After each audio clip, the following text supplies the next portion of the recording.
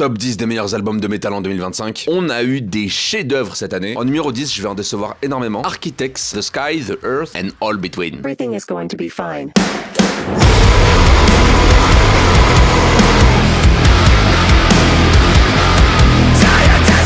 Alors l'album est très bon, il est excellent, j'ai pu les voir en concert et c'est vraiment bien. Mais je trouve qu'avec tout ce qui est sorti cette année, j'ai trouvé cet album un peu moins marquant que les 9 autres que je vais citer. Et justement en 9ème c'est New Delhi de Bloodywood.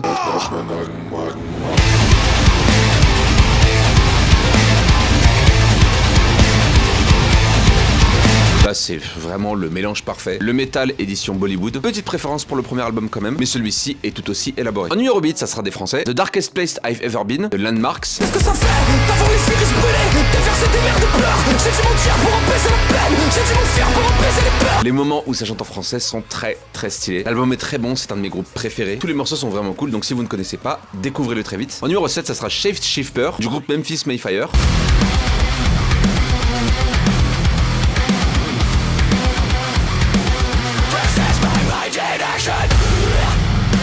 Eux c'est très simple, à chaque fois qu'ils sortent un album, c'est une nouvelle brique pour le métal. C'est un super album, un métal un peu mélancolique. Et en vrai, j'aurais pu le mettre ex aequo avec le dernier Landmarks. En numéro 6, c'est un groupe qui est pas forcément super apprécié. Spirit Box avec leur album Tsunami Sea.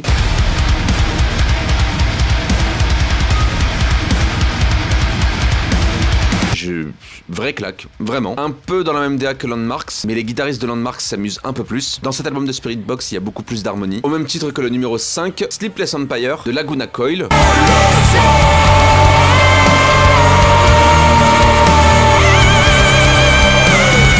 Alors, je l'ai découvert il y a pas si longtemps que ça, et c'est une harmonie parfaite. Et pour ceux qui le savent pas, dès qu'il y a un orchestre, ça m'émeut, ça screamait bien, les riffs sont très costauds, ça chante très bien. Bref, cet album est un chef-d'œuvre. En numéro 4, ce sera un groupe qui est pas super connu et qui débarque avec un album de fou, Heal It de Vianova.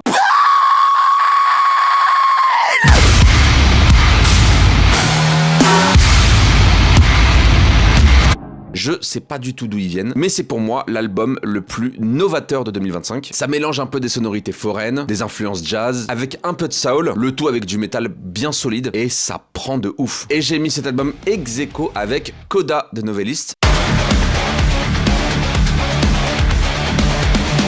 Novellistes qui sont des Français et qui ont dans leur groupe un de mes guitaristes préférés ever, il est devenu encore plus depuis qu'on se connaît maintenant, et je le répéterai jamais assez, mais ce qu'ils ont fait avec le titre Coda, c'est lunaire. Et quelle fierté que ce soit français. Il me semble qu'ils sont sur Paris en avril, je me débrouillerai pour y être. On rentre dans le top 3, même si ce compte a le nom Un jour un film, en 2026 on va beaucoup plus parler de musique. On va essayer d'associer les deux, donc hésite pas à t'abonner. En numéro 3, c'est le dernier album de We Came As Romance, All Is Beautiful Because We're Doomed. I spent all my life wondering why to bad luck always comes so easy. We Came As Romance est pour moi l'un des meilleurs groupes du 21e siècle, dans la catégorie metal bien sûr. Quand ils ont sorti le titre Black Hole, qui a été repris avec Brand of Sacrifice, j'ai compris qu'on avait un groupe d'exception parmi nous. En tout cas, si vous les connaissez pas, découvrez-les. C'est pour moi à ce jour un des piliers du métal des années 2020. En numéro 2, c'est un album que j'ai littéralement découvert il y a 2 jours. Je savais qu'il allait être bien, mais je savais pas qu'il allait être aussi excellent. Abbey Falls, Life is Just a Temporary Pain.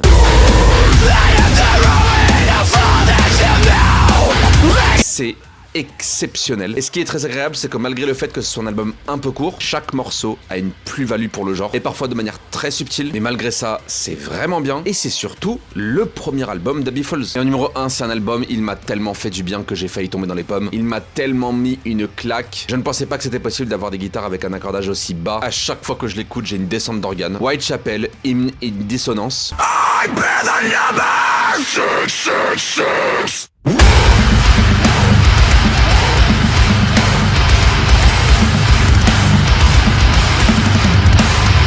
Chaque morceau est exceptionnel et il fait partie de ces très rares albums que je peux littéralement écouter en boucle. Indiquez-moi votre album préféré. Bref, sur ce, j'attends vos retours.